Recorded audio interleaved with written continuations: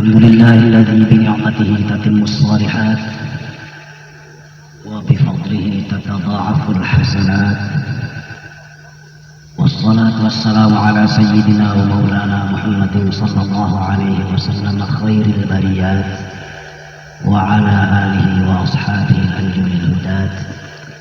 رب اشرح لي صدري ويسر لي أمري واحلل عقدة من لساني يفقه قولي.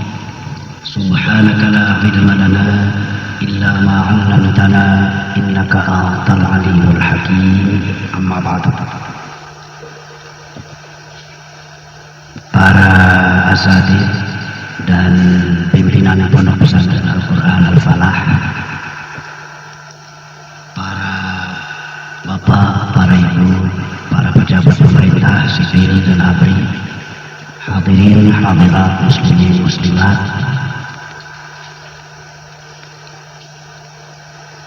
terutama adik-adik dan anak-anakku, santri-santri dari pondok pesantren Al-Quran Al-Falah yang saya cintai. Pertama-tama saya minta maaf bahwa mungkin nanti saya tidak dapat memberikan keterangan dan penjelasan yang sesuai dengan apa yang menjadi harapan saudara-saudara semua, baik isinya, cara-caranya, waktunya, dan lain-lainnya.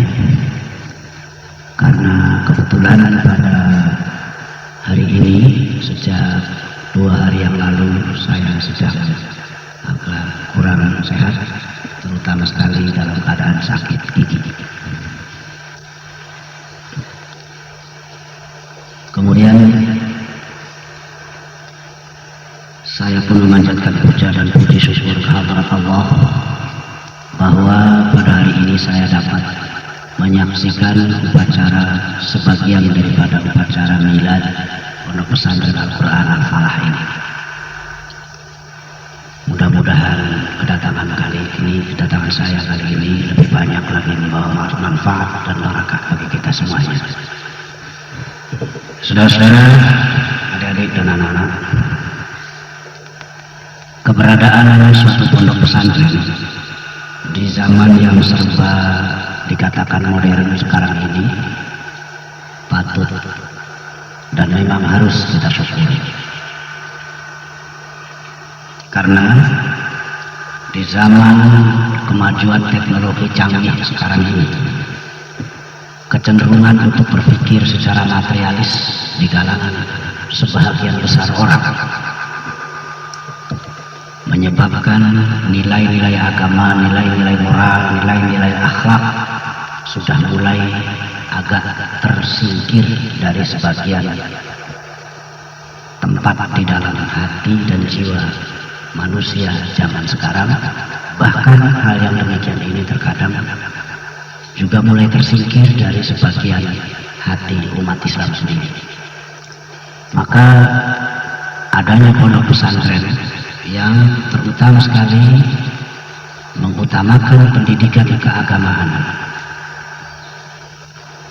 yang pokok dan inti daripada ajaran agama adalah akhlak. Ini betul-betul patut dan wajib kita syukuri.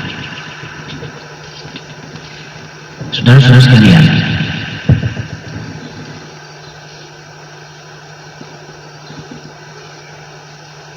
pokok dan inti daripada ajaran agama Islam itu adalah akhlak. Hal ini sebagaimana dinyatakan oleh Rasulullah SAW dalam satu hadisnya, innama bu'ithtu liutammima makarimal akhlak.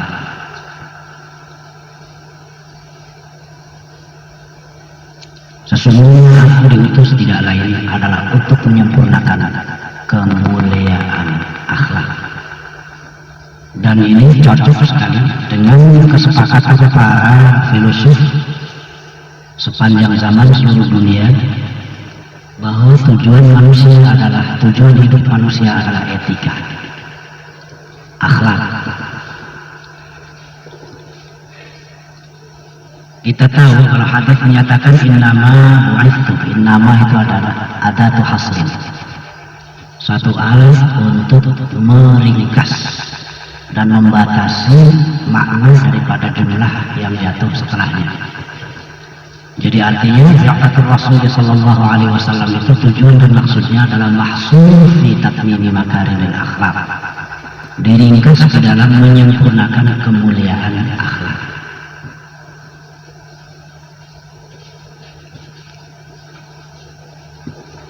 Saudara sekalian,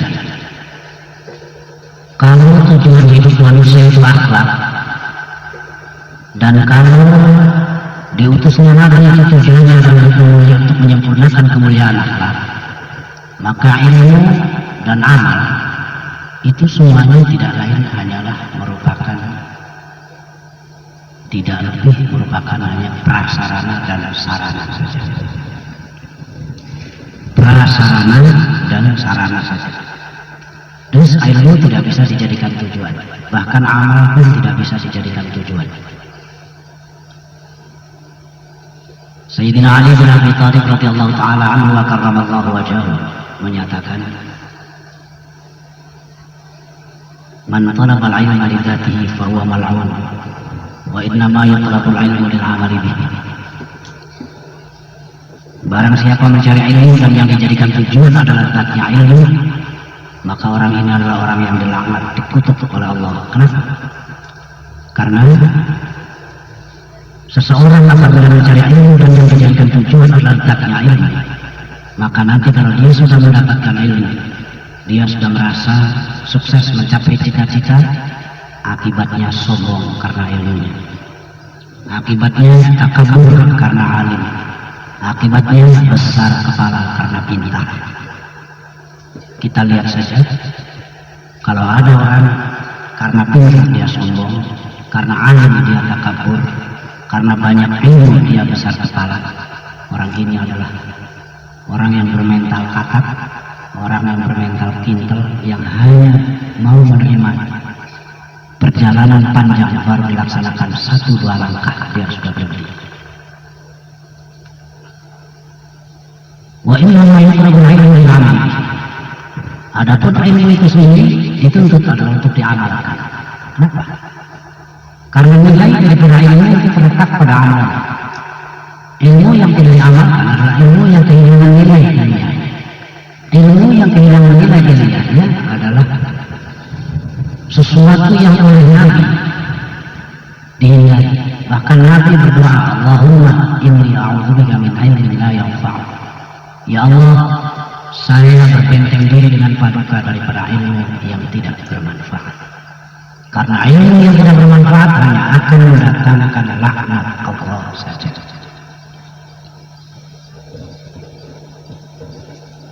Jelaslah bahwasanya ilmu tidak bisa dijadikan tujuan. Ilmu itu sendiri dicari adalah untuk diamalkan. Tetapi apakah kemudian amal ini bisa dijadikan tujuan? Ternyata amal pun tidak bisa dijadikan tujuan. Orang hanya boleh berbangga dengan amal, orang hanya boleh berbangga dengan jasa.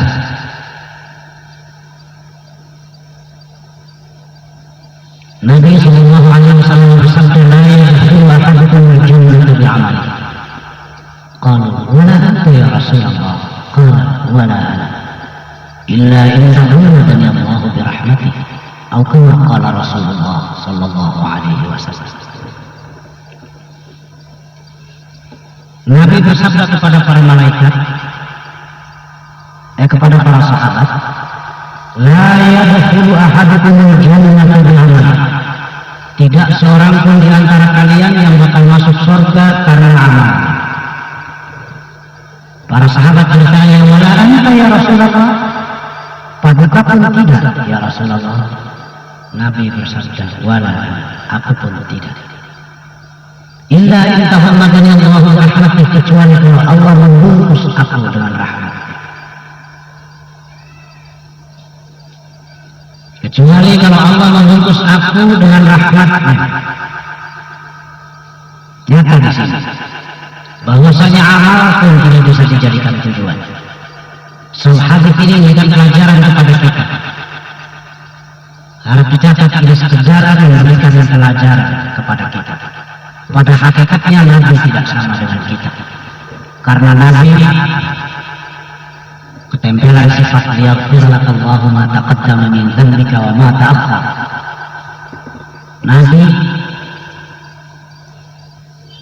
bahkan lebih tinggi daripada apa yang dinyatakan oleh Allah, innal ladzina sabaqat lahum minnal husna ulaika anha mub'adun la yasma'una hasisa.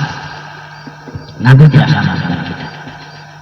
Jadi hadis itu hanya memberikan pelajaran kepada kita bahwasanya amal Nabi tidak bisa memasukkan Nabi ke dalam surga. Amal Nabi tidak bisa memasukkan Nabi ke dalam surga, apalagi amal kita. Nyata bahwa amal pun tidak bisa dijadikan tujuan. Oleh karena itu seseorang tidak boleh berbangga dengan amal, berbangga dengan jasa. Dengan banyak amal, dengan banyak jasa, seseorang belum tentu akan mampu mencapai cita-cita. Belum tentu akan sampai kepada suatu tujuan akhir, yaitu al-akhlaqul karimah yang menjamin datangnya rahmat Allah. Nah, di sini susah. Satu hal yang akhir-akhir ini, pada saat sekarang ini, pada umumnya orang sudah tidak mulai memperhatikan. Akhlak ini kalau masih dijadikan nomor 3 saja untuk orang zaman sekarang merasa kalau sudah dapat ilmu, dia rasa sudah agak cukup. Kalau udah pintar, seolah-olah sukses mencapai cita-cita. Kalau dia sudah, apalagi dia sekedar tamat dengan suatu perguruan tinggi dengan menariknya, seolah-olah dia sudah sampai pada cita-cita. Belum, sekali lagi belum. Yang sudah berilmu dan sudah beramal saja belum sampai kepada cita-cita. Apalagi kita yang punya ilmu pun belum. Ilmu pun belum punya, masih jauh, masih terlalu amat jauh sekali.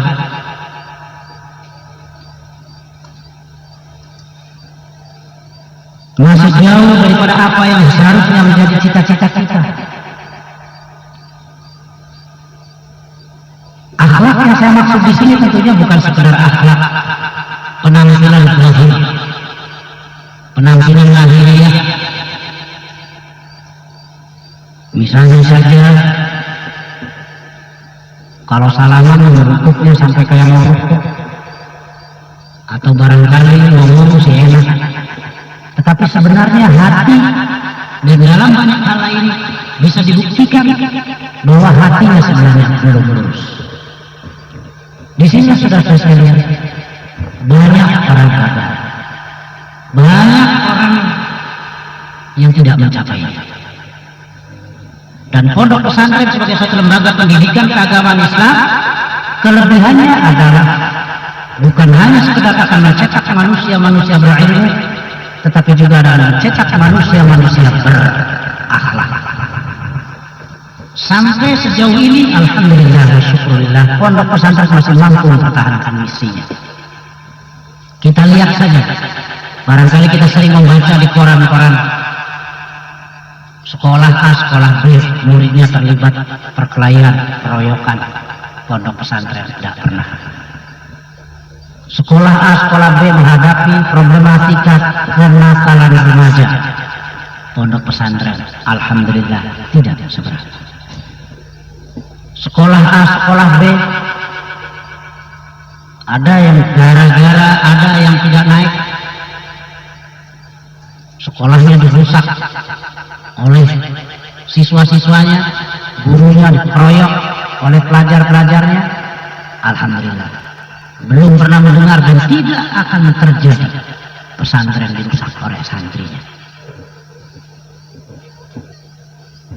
Bahkan sekolah A, sekolah B, kita dengar dan kita sering baca di koran, beberapa siswa dan siswinya terlibat free sex, kehidupan seks bebas. Pondok pesantren, alhamdulillah, tidak pernah mengalami hal yang macam demikian. Suatu bukti bahwasanya pondok pesantren sebagai lembaga pendidikan keagamaan yang misinya adalah membentuk manusia-manusia berakhlakul karimah, sampai saat ini masih bisa melaksanakan misinya. Dan pondok pesantren ini di mana-mana insya Allah pasti sama. Saudara-saudara, para bapak dan para ibu, sebab di dalam pondok pesantren bukan hanya sekedar pelajaran, tetapi lebih daripada itu adalah pendidikan. Berbicara soal pelajaran dan pendidikan, pada tanggal 17 dan 18 Juni yang lalu, kami dari pengurus besar Nahdlatul Ulama mengadakan sidang pleno pengurus besar Syuriah dan Tanfidiyah di Jakarta. Kami sengaja mengundang yang terhormat Bapak Menteri Pendidikan dan Kebudayaan Pak Profesor Dr. Fuad Hasan. Beberapa hal diantaranya yang kami terima dan juga sempat juga kami tanyakan bahwa dalam kegiatan pendidikan dan pengajaran di Indonesia sampai saat ini tekanannya masih pada segi pengajaran. Pendidikan itu sendiri rupa-rupanya belum banyak bisa ditekankan, sehingga pendidikan dan pengajaran ini seolah-olah antara pendidikan dan pengajaran tidak ada keseimbangannya, sehingga saat sekarang ini banyak sekali orang yang pintar, banyak sekali orang yang berilmu banyak sekali orang yang ilmunya mumpuni, tetapi tidak disertai dengan akhlak yang baik, sehingga akhirnya kepandaian, kepintaran itu terkadang justru bukan menimbulkan sesuatu yang membahagiakan umat manusia, justru malah kepintarannya ini menimbulkan kesengsaraan pada sebagian manusia. So, kalau dia bilang pintar, dia bilang banyak ilmu, maka ilmu itu pintar, ilmu ini pintar, termasuk ilmunya nipu juga pintar, ilmunya ngabobodo juga pintar, ilmunya nyolong juga pintar, ilmunya korupsi juga pintar, ilmunya yang lainnya semua pintar.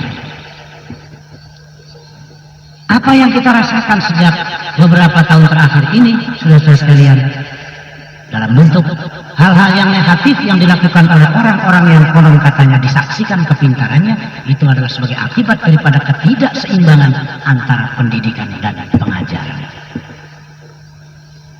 Saudara-saudara sekalian, contoh klasik yang barangkali tidak pernah bahasa, karena itu adalah dari Al-Quran Al-Karim, adalah bahwasanya andai kata saja ilmu dan amal itu sudah bisa dijadikan tujuan, tentunya makhluk Allah yang paling sukses adalah iblis. Tentunya makhluk Allah yang paling sukses adalah iblis. Kenapa? Al-Imam Abu Mansur Muhammad bin Mahmud Al-Maturidi, Imam Maturidi dalam Tafsirul Maturidi berkata, kana iblis min aktsaril malaikati ilma wa amala. Adalah iblis itu asalnya malaikat yang paling banyak ilmu. Semula iblis adalah malaikat yang paling banyak amalan. Malaikat-malaikat yang lain kalah ilmunya semua oleh iblis. Amalnya bahkan kalah oleh iblis. Harap diketahui. Dalam satu riwayat menyatakan iblis semula adalah malaikat yang ditugaskan oleh Allah Subhanahu wa taala untuk menghadapi Banul Jan. Banul Jan atau Banul Jin. Banul Jin ini adalah makhluk yang mengisi bumi sebelum manusia.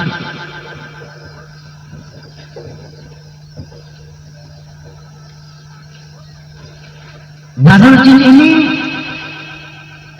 sebagaimana juga manusia terkadang taat kepada Allah, terkadang brengsek.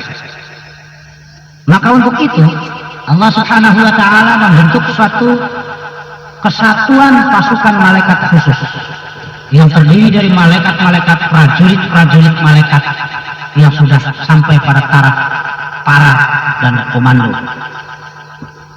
Malaikat-malaikat yang hebat-hebat dan panglimanya tidak lain adalah iblis. Pasukan malaikat khusus ini dipersiapkan oleh Allah Subhanahu wa taala untuk menundukkan Banul Jan setiap kali Banul Jan ini melakukan kebrengsekan di bumi. Tetapi pada akhirnya Banul Jin ini kemudian melakukan kebrengsekan yang sudah tidak bisa dimaafkan lagi. Kebrengsekan terakhir, Banul Jin demonstrasi ke langit dengan membahas panduk lanyam Gusti Allah. Allah memerintahkan kepada iblis untuk mengirimkan pasukan tumpas Banul Jin. Akhirnya iblis sebagai panglima, dan iblis ini memang ahli strategi, bukan hanya sekedar ahli strategi peperangan, tapi iblis juga ahli pertahanan dan keamanan bumi, mungkin lebih daripada tamatan Lemhanas sekarang.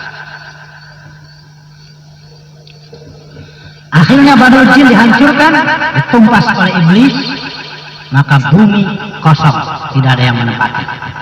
Maka malaikat seluruhnya dipanggil oleh Allah Subhanahu wa Ta'ala, termasuk di dalamnya iblis. Allah kemudian mengumumkan dekretnya, wa idh qala rabbuka lil malaikati inni ja'ilun fil ardi khalifah. Ingatlah ketika Tuhanmu bersabda kepada para malaikat, sesungguhnya aku akan membuat penguasa pengganti di bumi. Penguasa pengganti di sini dimaksud adalah pertama-tama manusia sendiri sebagai penguasa, umurnya terbatas, kemudian mati. Apabila mati seorang penguasa, maka apabila mati seorang manusia akan diganti dengan pengganti-pengganti selanjutnya. Yang kedua, khalifah penguasa pengganti ini juga adalah penguasa pengganti di bumi yang menggantikan kekuasaan Banul Jin yang telah ditumpas oleh iblis. Pada saat itu malaikat banyak yang protes, qalu ataj'alu fiha may yufsidu fiha wa yasfiku ad-dima wa nahnu nusabbihu bihamdika wa nuqaddisu lak. Qala inni a'lamu ma la ta'lamun.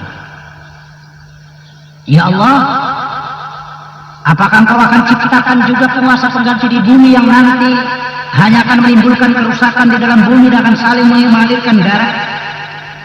Di sini saudara sekalian, kita patut bertanya, malaikat kok tahu-tahu protes? Apakah Engkau akan menciptakan manusia di bumi, akan menciptakan penguasa yang akan merusak? Tahu dari siapa malaikat? Tahu dari mana malaikat? Kalau penguasa pengganti ini akan merusak di bumi, akan saling mengalirkan darah? Tentu saja dari Allah. Kapan diberitahu? Di sini saudara sekalian. Maka Al-Imam Ibnu Katsir menyatakan bahwa wa idh qala rabbuka lil malaikati inni ja'ilun fil ardi khalifah. Setelah ini ada dialog yang dibuat, yaitu malaikat bertanya, khalifah penguasa penggantinya dalam bentuk apa ya Allah? Allah menjawab, khalifah penguasa penggantinya adalah manusia. Malaikat bertanya lagi, apa itu manusia ya Allah? Allah berikan penjelasan, manusia adalah sejenis makhluk yang begini, begini, dan begini, kemudian mempunyai nafsu. Nah, dari nafsu inilah malaikat tahu bahwasanya manusia nanti akan membuat rusak dan akan saling mengalirkan darah. Tetapi penjelasan Allah Subhanahu wa Ta'ala kepada malaikat tentang hakikat manusia oleh Allah tidak difirmankan di dalam Al-Quran.